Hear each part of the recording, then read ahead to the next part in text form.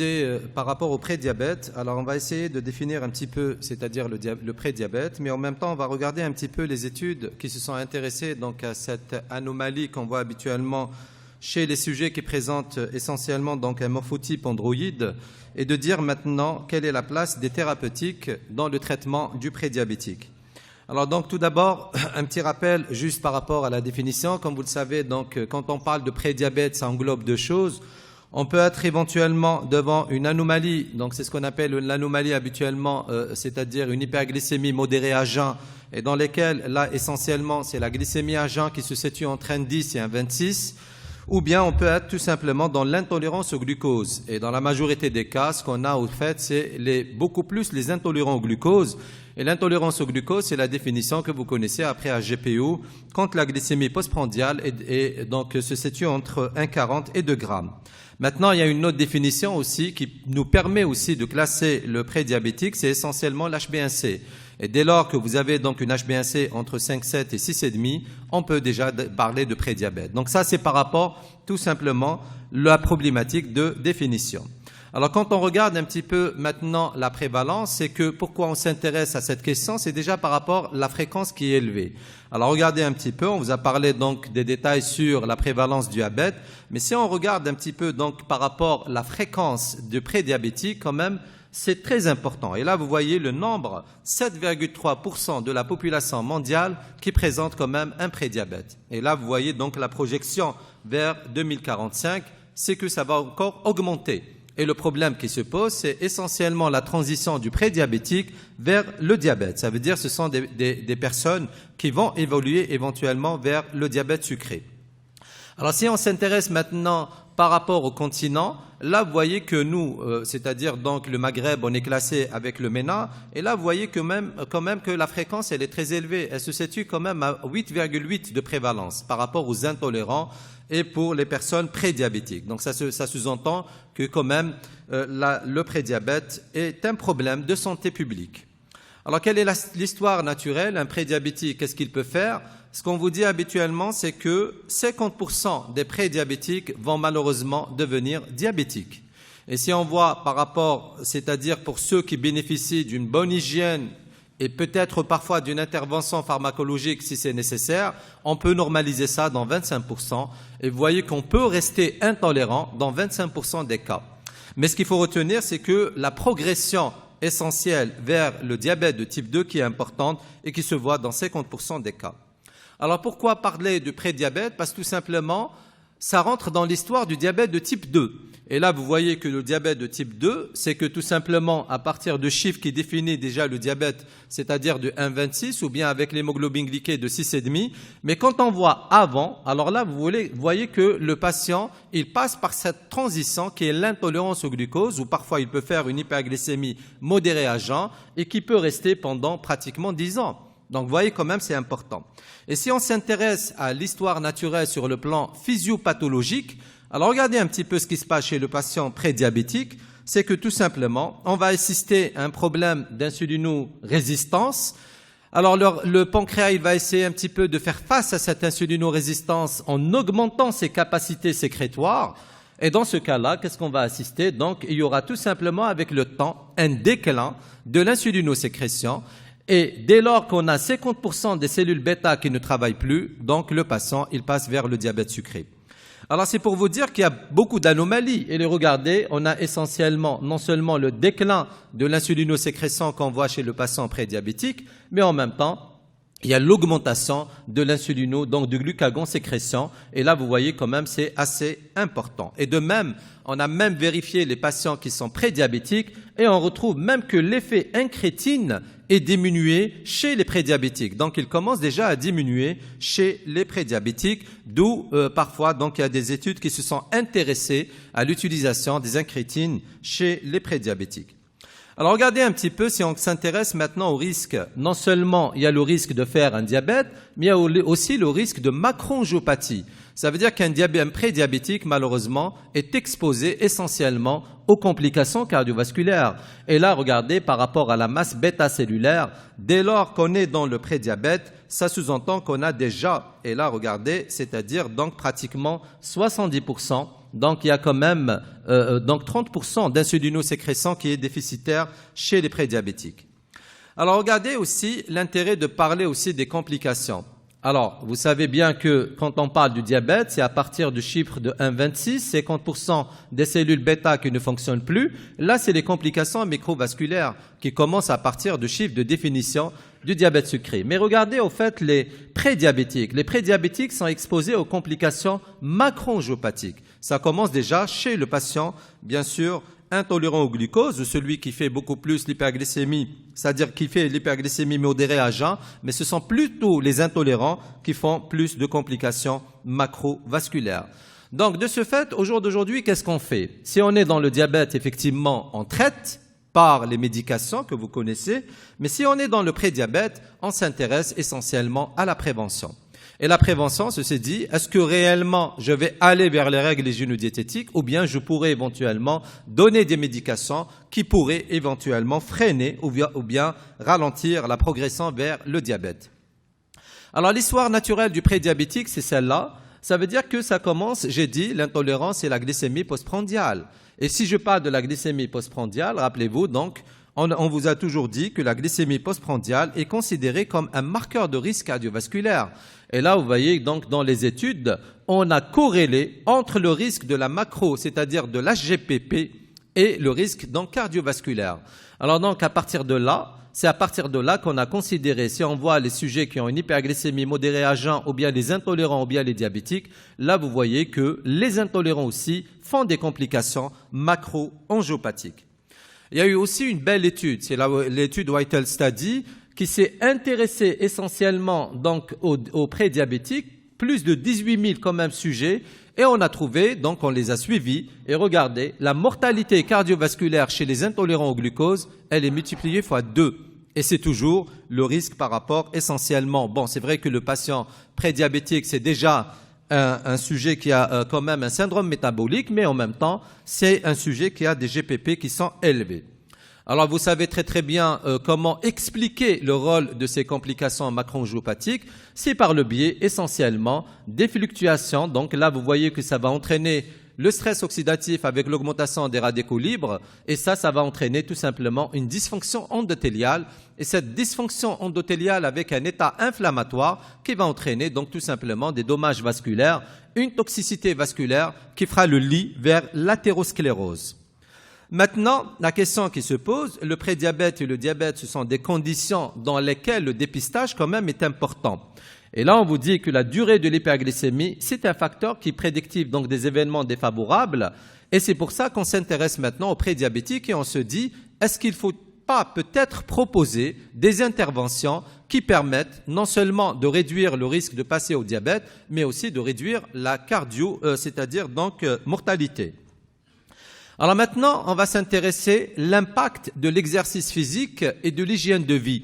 Est-ce que réellement l'hygiène de vie chez un patient prédiabétique peut éventuellement avoir une amélioration, surtout par rapport à l'incidence du diabète?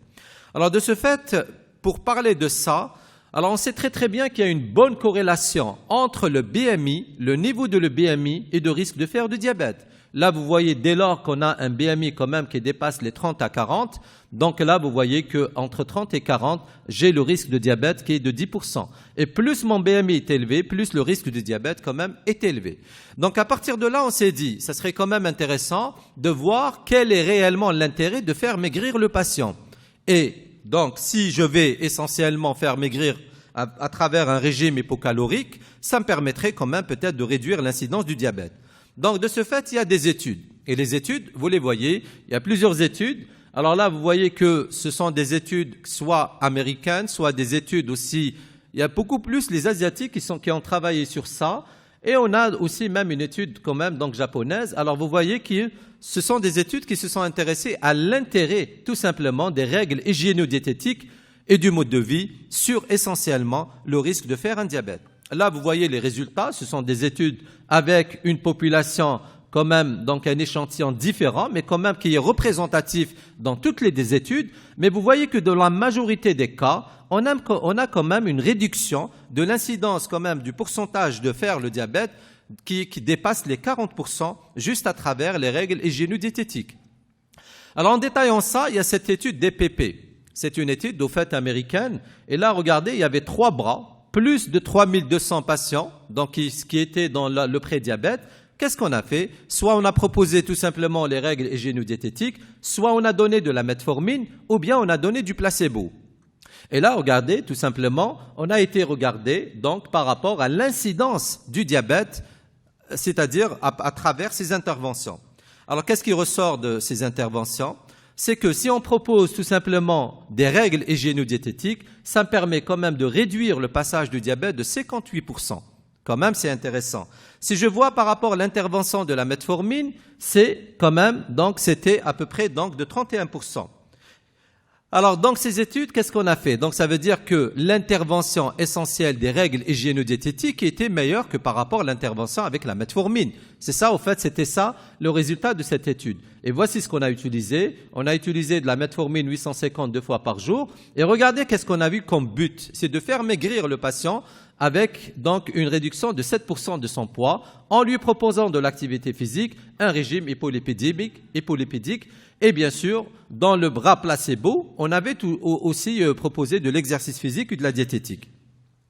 Dans cette étude, toujours l'étude DPP, qu'est-ce qui ressortait? Ce qui ressortait, c'est essentiellement ça.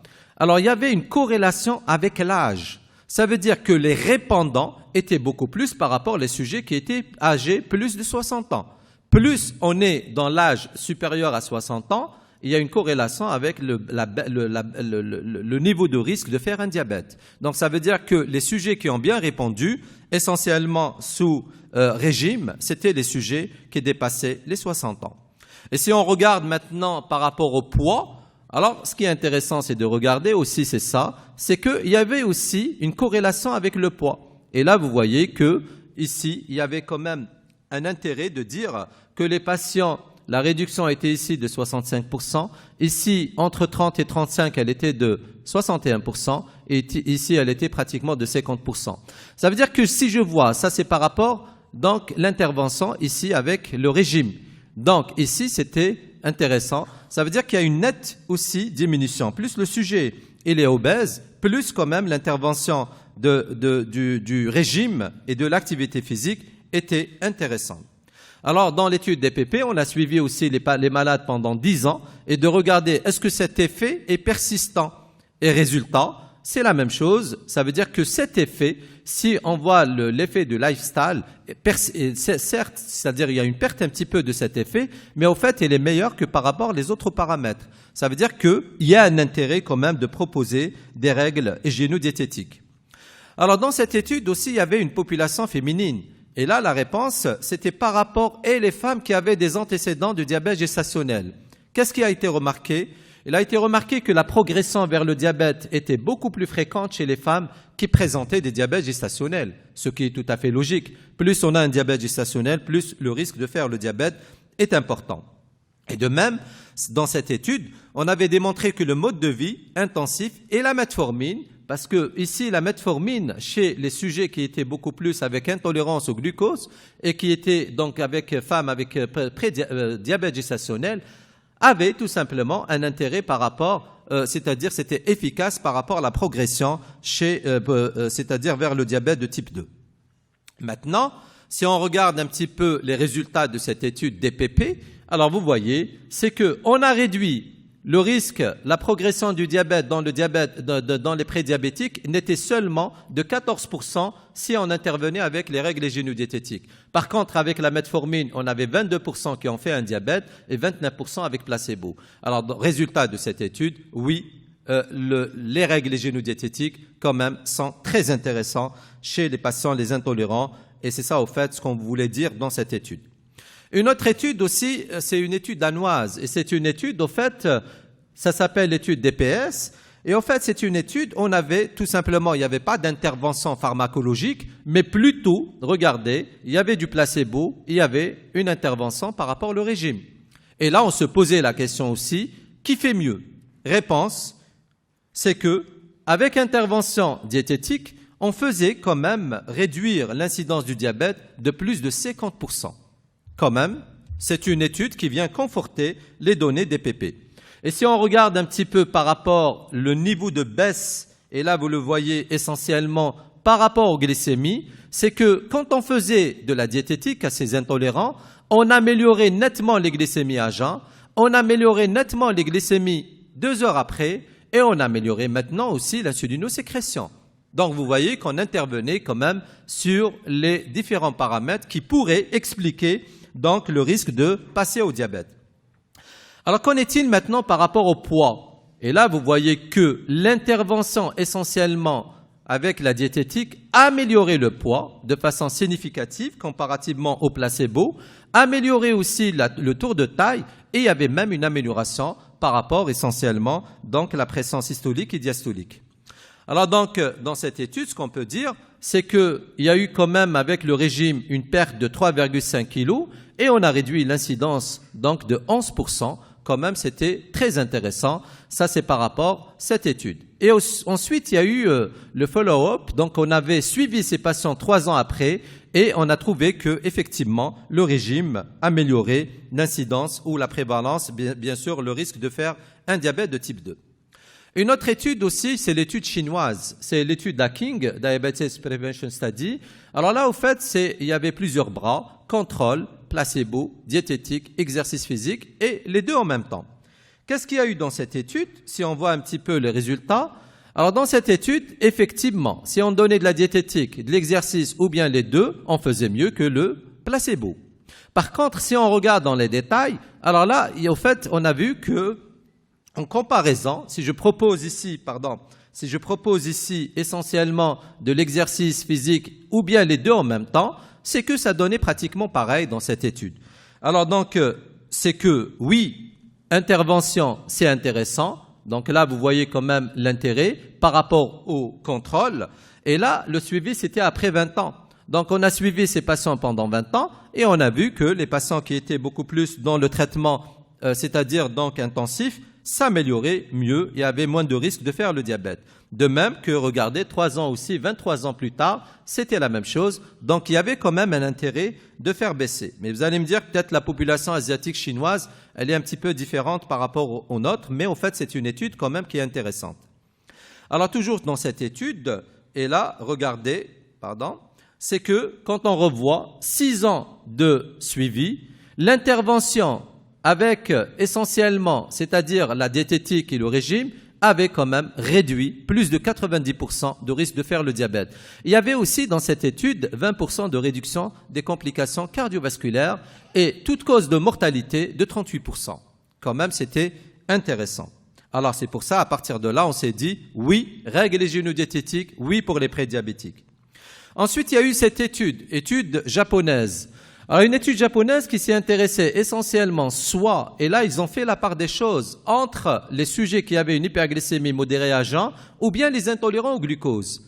Eh bien, dans cette étude, la même chose, on a proposé soit placebo, soit règle hygiéno-diététique. Il s'avère que dans cette étude, si on propose pour les hyperglycémies modérées à jeun, il n'y a pas eu d'impact. Par contre, les sujets qui étaient intolérants, ou bien si on a pris les deux en même temps, qui avaient les deux en même temps, ont vu une baisse intéressante par rapport à l'incidence du diabète. Donc ça veut dire ici, on a beaucoup plus prouvé que les règles hygiéno-diététiques fonctionnaient chez les intolérants. Et voici le résultat de cette étude. Alors vous voyez que plus de 640, après 3 ans, il y avait quand même une réduction, une incidence du diabète de type 2, essentiellement chez les intolérants. C'est ça ce qui a été observé c'est-à-dire donc dans cette étude japonaise. Ensuite, il y a une autre étude, c'est l'étude Stop NDDM. Alors, dans cette étude, on a évalué une intervention qui était la carbose versus placebo et on voulait savoir quel est c'est-à-dire la carbose que vous connaissez, c'est un inhibiteur de l'alpha-glucosidase et les résultats, on les a vus sur l'AGPP et on a regardé un petit peu aussi sur le plan cardiovasculaire. Alors, regardez, si je vois un petit peu la réduction de l'incidence de diabète de type 2, et si on se base sur soit une AGPO positive ou bien sur 2 AGPO positives consécutives, là quand même il y avait une réduction de 24,8% et 2 AGPO consécutives de 38% avec un P significatif pour les patients qui étaient traités sous acarbose. Et si on voit les réductions sur le plan cardiovasculaire, dans cette étude, on a montré qu'il y avait une diminution de plus, c'est-à-dire 49% pour les événements cardiovasculaires et même amélioration par rapport à l'HTA. Donc ça, c'était par rapport à cette étude. Alors là, vous voyez aussi, c'est ce que je viens de dire, c'est la même chose. Maintenant, ça, ce sont des études qui se sont intéressées essentiellement aux règles hygiéno-diététiques. Maintenant, qu'en est-il de la pharmacothérapie? Est-ce que réellement l'intervention médicamenteuse chez le prédiabétique ou bien même la chirurgie, elle pourrait éventuellement améliorer? Plusieurs études. Et là, vous voyez qu'il y a des études qui ont utilisé la metformine, la carbose, la glitazone, la rosie, la pio. Et en même temps, il y a des études qui se sont intéressées sur la perte du poids, soit en utilisant un médicament de l'obésité, l'Orlistat, ou bien il y avait même des médicaments, donc là, regardez, bon, la phéntermine aussi qui est utilisée dans l'obésité, ou bien on a proposé de la chirurgie bariatrique et de savoir ce que ça donne. Alors, si on regarde cette étude chinoise aussi, qui s'est intéressée tout simplement à la prévention en donnant de la metformine. Donner de la metformine, c'est-à-dire parallèlement au placebo, faisait quand même réduire le risque et l'incidence diabète de 65%. Donc, quand même, c'était aussi intéressant. Ensuite, il y avait aussi cette étude indienne, et là, il y avait plusieurs bras, soit le bras contrôle, soit règle hygiéno-diététique, soit on a donné de la metformine, ou bien, donc on a fait les deux en même temps. Et là, vous voyez que quand même, c'était intéressant. Mais associer les deux, ça n'a pas montré un effet plus bénéfique que par rapport, tout simplement, l'utilisation des règles hygiéno-diététiques seules. Stop NDDM, donc c'est ce que je viens de proposer, en utilisant la carbose, et là, regardez, il y avait quand même 35% donc des patients qui ont vu une diminution du risque de faire l'incidence du diabète de type 2. Il y a eu aussi l'utilisation des glitazones. Alors, comme vous le savez, avant, on utilisait la rosiglitazone. Et avec la rosiglitazone, on a eu quand même, comparativement au placebo, dans une étude qui s'appelle DREAM, donc une réduction du risque de diabète quand même de 60%. C'était intéressant. Mais la rosiglitazone, du fait de ses effets cardiotoxiques, ça a été donc retiré du marché. Et ce qu'on dispose au jour d'aujourd'hui, pas en Algérie, mais par exemple aux États-Unis, c'est la pioglitazone. Et là, regardez aussi la pioglitazone dans cette étude ACT-NOW avait montré que, oui, effectivement, ça réduisait l'incidence diabète de plus de 70%. Ensuite, il y a eu au fait l'utilisation des agonistes de GLP-1. Alors, vous savez que les agonistes de GLP-1 ont révolutionné un petit peu la prise en charge du patient diabétique de type 2. Et là, vous voyez que si on considère le liraglutide associé donc à l'Orlistat par rapport au poids, effectivement, ça a amélioré nettement les prédiabétiques. Et là, au fait, on s'est dit, il y a un effet aussi essentiellement sur le poids. Une autre étude aussi qui est très intéressante, c'est toute récente, c'est l'étude SCALE. Alors l'étude SCALE, c'est une étude, on est allé chez les obèses et qui avaient un prédiabète. Et on a utilisé au fait la liraglutide, mais au fait c'est pas le Victoza, c'est plutôt le Saxenda. C'est au fait la liraglutide dosée à 3 mg. Et vous savez que la liraglutide 3 mg a l'AMM aux États-Unis dans l'obésité. Et regardez, résultat, oui, ça donne de façon très significative sur le risque de faire un diabète de type 2. Ensuite, il y a eu quand même la chirurgie bariatrique. Et on s'est dit, est-ce que la chirurgie bariatrique améliorait? Une belle étude aussi, suédoise. Et là, quel que soit le traitement, c'est-à-dire le type de la chirurgie qu'on avait proposé, versus placebo, on avait quand même une amélioration nette, significative par rapport au risque de faire un diabète de type 2. Ensuite, et je finis par cette étude, c'est l'étude ACE. L'étude ACE, c'est une étude qui était très attendue. Parce qu'ici, on voulait répondre et de dire tout simplement, est-ce que réellement la carbose aurait un effet tout simplement sur la baisse, c'est-à-dire du risque cardiovasculaire et en même temps la progression vers le diabète. Voici ce qu'on a fait dans cette étude, c'est qu'on a pris des patients avec des facteurs de risque et on les a mis soit sous acarbose, soit sous régime et à partir de là, on a essayé tout simplement de regarder l'évolution. Ça, c'est le design de l'étude. Donc, vous voyez qu'il y avait 2 bras, placebo, acarbose, plus de 6500 patients. Le résultat, c'était quoi? C'était tout simplement sur le risque cardiovasculaire.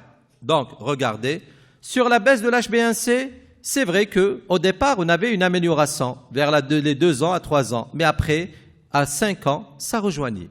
Donc, il n'y a pas eu quand même un impact sur l'HbA1c si on voit sur les 6 ans.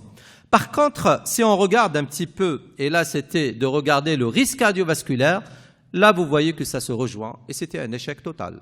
Donc, ça veut dire que cette étude est venue dire que la carbose n'a pas amélioré le risque cardiovasculaire chez les patients. Et là, vous le voyez, quel que soit, si on prend les 5 MACE ou les 3 MACE, donc il n'y a pas eu de P significatif ça n'a pas marché dans cette étude. Si on voit maintenant les nouveaux cas de diabète, oui, ça a marché. Donc, ça veut dire que l'acarbose dans cette étude a permis tout simplement d'améliorer la progression vers le diabète de type 2, mais n'a pas amélioré le risque cardiovasculaire. Alors, comment expliquer tout ça? Pourquoi? Parce que tout simplement, il y a eu plusieurs hypothèses. La première hypothèse, c'est que c'est une population chinoise, donc qui n'est pas aussi, c'est-à-dire qui est un petit peu différente par rapport à la population, donc on va dire européenne ou plutôt donc américaine. Deuxième chose, il y a cette hypothèse parce qu'on a donné donc de la carbose à faible dose à 150 mg, et on s'est dit aussi que la carbose ne permet de corriger que la glycémie postprandiale. Et c'est à partir de là qu'on s'est dit peut-être que cette étude, il fallait peut-être aller plus loin et peut-être revoir un petit peu le design de l'étude. Alors maintenant, à travers toutes ces études, intervention de règles hygiéno-diététiques ou bien intervention pharmacologique, qu'est-ce qu'on peut faire pour le prédiabétique? Et voici ce que recommandent les guidelines. D'abord, vous avez les guidelines de l'ADA. Alors l'ADA, au fait, les Américains, qu'est-ce qu'ils vous disent? Dès lors que vous avez un patient qui est intolérant au glucose, qu'est-ce que je dois faire? Eh bien, tout simplement, c'est les règles hygiéno-diététiques. Mais on vous dit, si vous avez un patient plutôt qui est intolérant au glucose et qui présente un BMI supérieur à 35, on a le droit de placer la metformine. Et qui est âgé de moins de 60 ans, là, on a le droit de placer la metformine, sauf que on n'a pas l'AMM pour l'utilisation de la metformine chez le prédiabétique. Et on a aussi les recommandations de l'IDF. Et là, vous voyez que les recommandations de l'IDF vous disent aussi la même chose. Mais en fait, ils insistent essentiellement sur la perte du poids. Et là, ils nous recommandent essentiellement de faire perdre 10% donc du poids. Et c'est ça qui permet d'améliorer la progression essentiellement vers le diabète de type 2. Et ensuite, on a eu ces recommandations de l'AACE. Alors, ce sont les endocrinos, au fait, donc américains, qui proposent cet algorithme par rapport essentiellement aux prédiabétiques. Alors, ils insistent essentiellement sur la perte du poids, mais ils vous disent, si vous avez des patients qui en cumulent des facteurs de risque, ça veut dire que là, obèse avec facteurs de risque, on peut aller vers l'intervention pharmacologique et ils proposent essentiellement la metformine, la carbose et même les agonistes de GLP-1. Donc, vous voyez que c'est pas trop clair, mais ce qu'on peut dire au jour d'aujourd'hui, c'est essentiellement l'intervention des règles hygiéno-diététiques. Alors, qu'est-ce qu'on doit maintenant retenir pour la pratique? C'est qu'au jour d'aujourd'hui, il n'est pas évident d'extrapoler à nos patients ces résultats parce qu'au fait, on a une population qui est un petit peu différente.